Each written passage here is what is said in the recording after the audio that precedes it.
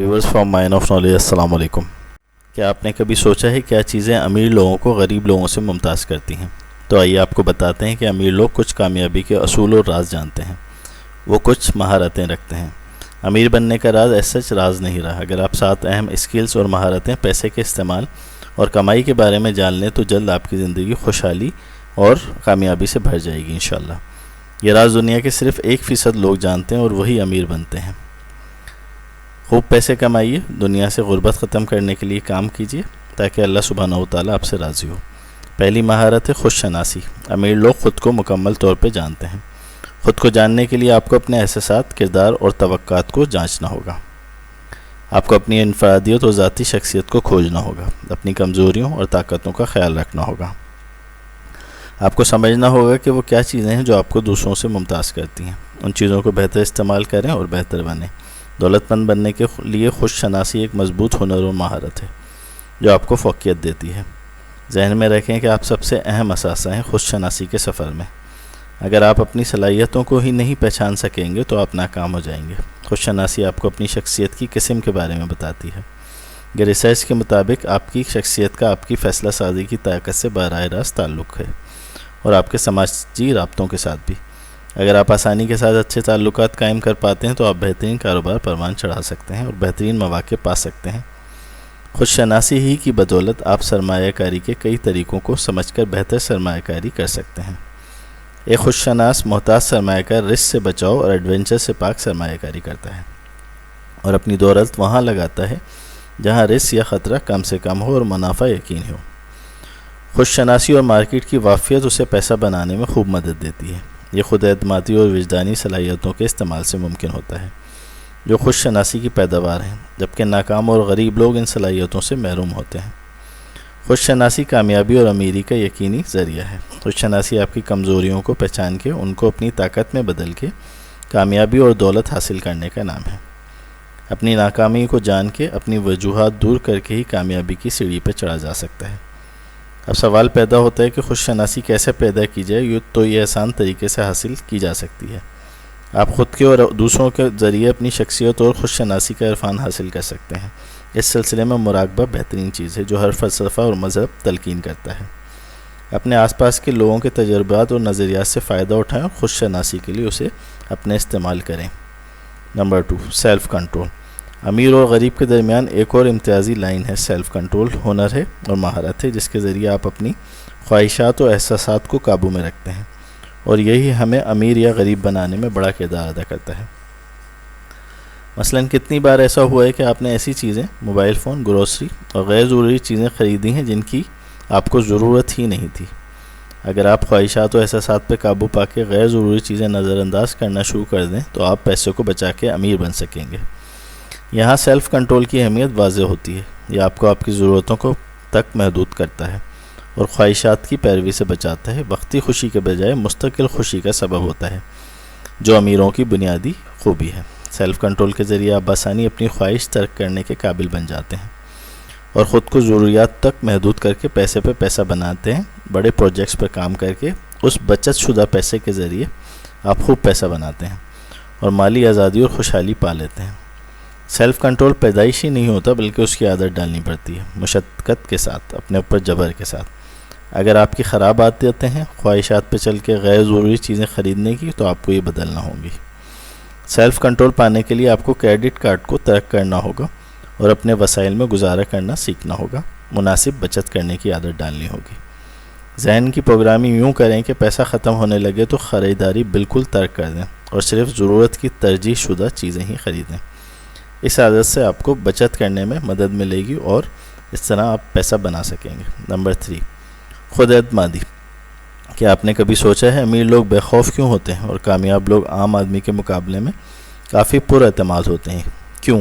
اس لیے کہ خود اعتمادی دولت مند بننے میں مدد دیتی ہے۔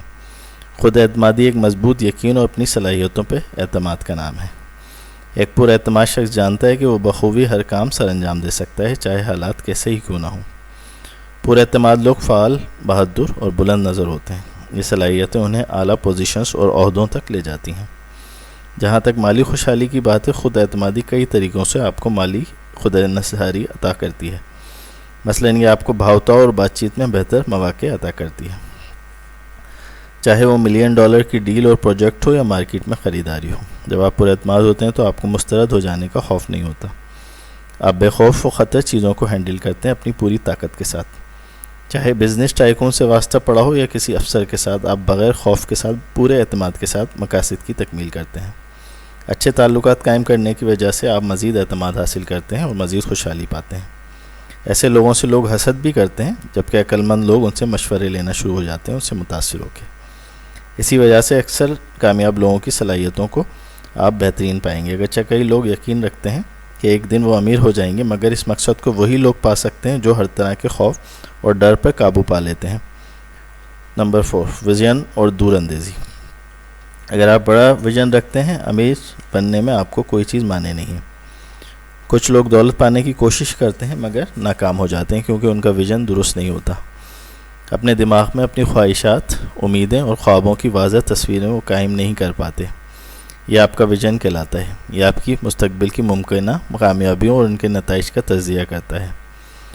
ویژن ہی کامیاب لوگوں کی دولت اور کامیابی کا فرق واضح کرتا ہے۔ امیر لوگ اپنے ویژن سے اپنی دولت اور کامیابی کا حصول ممکن بناتے ہیں۔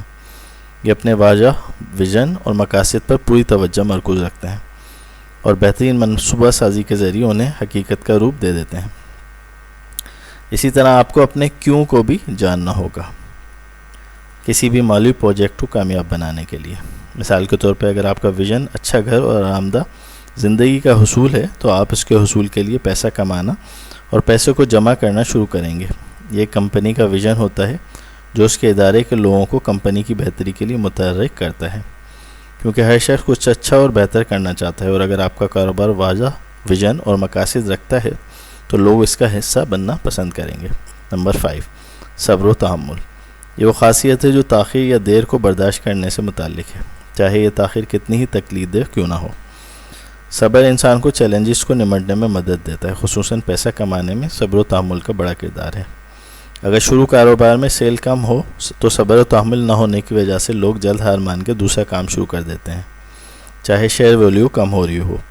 کاروبار کم ہو، آپ کو صبر و تحمل چاہیے۔ کاروبار کی تشہیر کے لیے صبر و تحمل چاہیے۔ مشکل کسٹمرز اور پارٹنر سے لین دین کے لیے صبر و تحمل چاہیے۔ صبر و تحمل آپ کو اچھے فیصلوں میں مددگار ہوتا ہے، جو کامیابی اور دولت مندی کا اہم نسخہ ہے۔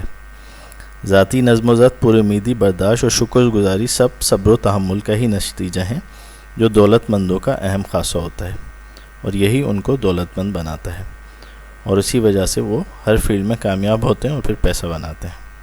نمبر 6، تخلیقی صلاحیت۔ کامیابی اور دولت مند لوگوں کو چیزوں کو خاص اور اچھوتے انداز میں دیکھنے کی عادت ہوتی ہے۔ یہ لوگ چیزوں کے نقائص سے بخوبی واقف ہوتے ہیں اور ان کے حل کے لیے مختلف طریقے آزماتے ہیں۔ عام آدمی کے مقابلے میں یہ تخلیقی صلاحیت ان کو کامیاب اور دولت مند بناتی ہے۔ جدت پسندی کی صلاحیت اور اپنے تصورات کا استعمال کر کے کوئی نئی چیز پیش کرنے کا نام ہے۔ اکثر لوگ تخلیقی صلاحیتوں کو محدود سوچ کے دائرے سے نکل کے سوچنے کا نام دیتے ہیں۔ جدت پسند لوگ اپنی سوچ کو دائرے میں قید نہیں کرتے، وہ کبھی عجیب ترین آئیڈیاز پہ کام کرتے ہیں اور کبھی عام ترین چیزوں پہ۔